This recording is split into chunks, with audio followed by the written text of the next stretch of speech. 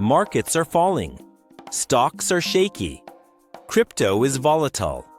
But one asset is not behaving like panic would suggest: gold.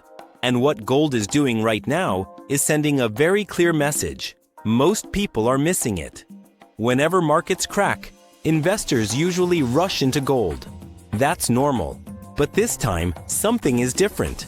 Gold isn't just rising because people are scared. It's rising because big long-term players are positioning early. This isn't emotional buying.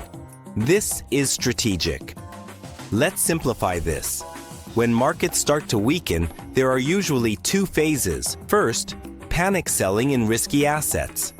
Second, quiet accumulation in defensive assets. Right now, we're in that second phase. Gold is holding strong even as equities struggle. That tells us something important. Gold is not exploding higher. It's holding levels. That matters. In previous market cycles, when gold stayed firm while stocks cracked, it usually meant one thing. Smart money was preparing for a longer period of instability, not a one-week correction. This doesn't mean markets will crash tomorrow, but it does mean risk is rising beneath the surface. Here's the practical takeaway. This is not a signal to panic buy gold at any price. And it's not a signal to ignore markets either.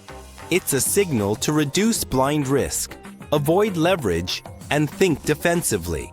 Gold at times like this acts like a warning light, not a get-rich-quick trade. Most people wait for headlines like "markets collapse" or "crisis confirmed." By the time those headlines appear, positioning is already done. Gold usually moves before the news, not after. So what is gold signaling right now? Not fear, not euphoria, but caution. A slow shift, a preparation phase, the kind that usually happens before bigger moves in the economy. Markets don't crack all at once. They crack quietly, then suddenly. Gold is often the first asset to notice.